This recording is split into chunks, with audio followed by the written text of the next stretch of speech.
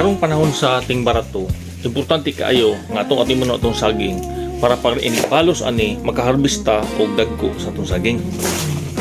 Karon ang higayon nga atong atimanon ang atong saging. Dili nato siya pasagdan, pakauno nato og maayo og atong isprihan ang para sa dahon kay 3 to 4 months gikan karon mo-harvest tag dako nga bunga og mahal na pod ang presyo.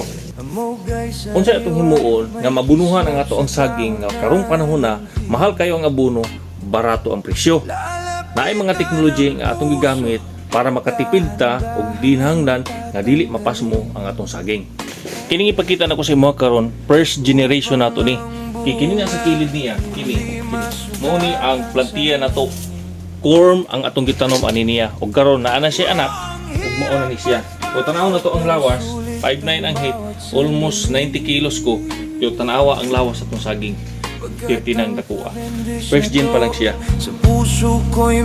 Simple lang ang atong gihimo sa atong sagingan. Organic matter plus fertilizer nato diri. Ayaw gid kalimti organic matter. Importante gid kaayo nga padako sa atong saging. Tipid na ka, dako pa og bunga ang imong saging. Binibilang ko sa puso ko